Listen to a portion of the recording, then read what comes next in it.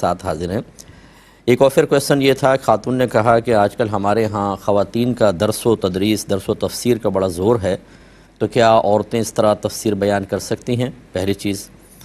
تو اس کا جواب یہ ہے کہ اگر تو وہ اپنے پاس سے کچھ نہیں کہتی، اگر پہلے یہ کر لیں کہ عالمہ ہیں اور باقاعدہ انہوں نے تفسیر پڑھی ہوئی ہے تو پھر تو بالکل کر سکتی ہیں، اور اگر غیر عالمہ ہیں اور اپنے پاس سے کوئی تشریح توضیح بیان نہیں کرتی، جیسا علماء کی تفسیر لکھی ہے ویسی بیان کر دیں تو بھی اس کی گنجائش نکلے گی۔ اور تیسری صورت یہ ہوتی ہے کہ غیر عالمہ ہیں، وہ تفسیر کسی کے بھی بیان کر رہی ہیں لیکن اپنے پاس سے بھی نکات نکال کر بیان کر رہی ہیں، تو ایسے تفسیر بیان کرنا گناہ ہوتا ہے، اور ان کی تفسیر بیان کروانا، گھر میں درس رکھنا بھی منع ہوگا، اور ہرگز نہ سنیں، کیونکہ کوئی غیر عالم اپنے پاس سے قرآن میں کچھ کہے تو بہت زیادہ غلطی کے امکانات ہیں، اور یہ شرعی لحاظ سے ممنوع ہوتا ہے۔ پھر انہوں نے کہا کہ ایسے ہی ایک درس میں خاتون نے کہا کہ ہمارے ہاں یعنی شریعت میں قضا کا کوئی تصور نہیں، جو آپ نے نمازیں نہ پڑھیں وہ بعد میں نہ پڑھی جائیں۔ یہ بالکل غلط کہا، کیوں نہیں ہے ہمارے مذہب میں قضا کا تصور؟ لقد کان لکم فی رسول اللہ اسوۃ حسنہ، ضرور ان نبی کریم صلی اللہ علیہ وسلم کی زندگی میں تمہارے لیے بہترین عملی نمونہ ہے۔ اس کو وسعت دیں تو چاہے شرعی لحاظ سے ہو، چاہے اخلاقی کردار کے لحاظ سے، معاشی اعتبار سے،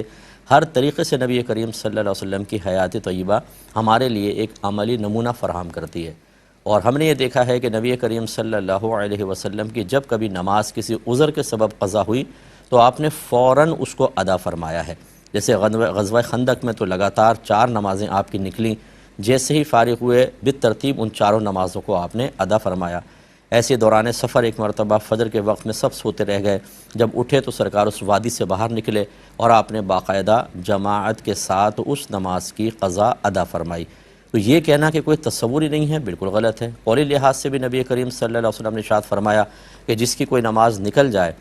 وقت نکل جائے، جیسے سوتا رہ گیا، تو جب اس کی آنکھ کھلے تو وہ اس نماز کو ادا کر لے، یہی اس کا وقت ہے۔ یعنی مراد یہ ہے کہ اگر کوئی وقتی نماز اس کی رہ جاتی ہے، وہ سوتا رہ جائے، تو جب آنکھ کھلے اگر مکروہ وقت نہیں ہے تو قضا کے لیے گویا کہ یہی اس کا وقت ہے، یعنی اس کے لیے پھر شریعت نے کوئی مخصوص وقت نہیں کیا،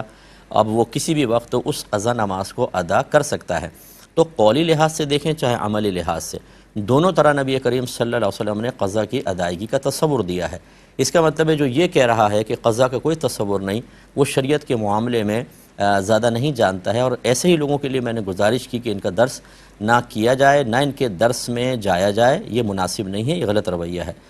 ایسے ہی انہوں نے ایک کویسچن کیا کہ یوں بھی کہا جاتا ہے کہ جو مر گیا ان کے اپنے ہی اعمال کام آئیں گے، ان کے لیے کچھ پڑھ کے بخشنا اور دعائے مغفرت کرنا ضروری نہیں ہے۔ دیکھیں، ایک تو ہے کہ کر سکتے ہیں، ضروری نہیں ہے، اور ایک ہے کہ کر ہی نہیں سکتے، بالکل کوئی فائدہ نہیں ہے۔ تو اگر تو یہ کہنا مقصد ہے کہ کر تو سکتے ہیں اور فائدہ بھی پہنچے گا لیکن کرنا لازم نہیں ہے، تو یہ بالکل ٹھیک ہے، کرنا کوئی ہم پہ فرض واجب نہیں ہے، نہ دعائے مغفرت کرنا فرض واجب ہے، نہ ایصال ثواب کرنا واجب ہے، مستحب عمل ہے، کریں گے تو ان کو فائدہ پہنچے گا ورنہ نہیں۔ اور اگر کسی کا یہ عقیدہ ہے کہ زندہ کے اعمال سے کسی کو فائدہ ہوتا ہی نہیں ہے، وہ اپنے اعمال کرے گا، ہم اپنے اعمال کے ذمہ دار ہیں، تو یہ چیز ایک ٹھیک نہیں ہے کہ زندہ کے کسی عمل سے مردے کو فائدہ نہیں ہوتا۔ کیوں نہیں ہوتا؟ دعائے بخشش و مغفرت کے تو بڑے فائدے ہیں۔ جنازے کے اندر ہے ہی کیا؟ حقیقتاً ہم نماز جنازہ کہتے ہیں لیکن وہ تو دعا ہی ہے، اللہم اغفر لحینا و میتنا، پہلا ہی لفظ یہ ہے کہ اللہ تعالی ہمارے زندوں کی، ہمارے مردوں کی بخشش فرما دے۔ اگر یہ دعا فائدہ مند نہیں ہے تو پھر کیوں کرتے ہیں؟ اور صحیح روایات میں موجود ہے کہ ایک شخص کا مرنے کے بعد درجہ بلند ہوا تو اس نے اللہ تعالیٰ کی بارگاہ میں عرض کی، یا رب کریم میں تو مر چکا ہوں، یہ کس وجہ سے میرا درجہ بلند ہوا؟ تو ارشاد فرمایا گیا کہ تیری نیک اولاد نے ابھی تیرے لیے دعائے مغفرت کی ہے، یہ اس کا نتیجہ ہے۔ اور بارہا اور بے شمار حدیثیں ہیں کہ نبی کریم صلی اللہ علیہ وسلم نے صحابہ کرام علیہم رضوان کو ایصال ثواب کی اجازت مرحمت فرمائی، اور یہ بھی فرمایا تم حج کرو تو اپنے مرحوم والدین کی طرف سے بھی کرو، نماز پڑھو تو ان کی طرف سے نماز پڑھو، روزہ رکھو تو ان کی طرف سے روزہ رکھو، یعنی نفل روزہ رکھ کے اس کا ثواب ان کو بخشو، نماز پڑھ کے ثواب اس کا بخشو، حج وغیرہ ان کی طرف سے کرو یا خود حج کر کے اس کا ثواب انہیں بخشو۔ اسی طرح پڑھنے کے بارے میں بھی سرکار نے تلقین فرمائی۔ تو خلاصہ کلام یہ ہے کہ یہ نظریات بالکل ٹھیک نہیں ہے، یا تو یہ کم علمی کی وجہ سے ہے اور یا پھر صحیح نہ سمجھنے کی وجہ سے ہے۔ یہ جو کہا جاتا ہے کہ آخرت میں ہر شخص اپنے اعمال کا خود ذمہ دار ہوگا، اس کا مطلب یہ ہے کہ یوں نہیں ہوگا کہ وہاں جا کر وہ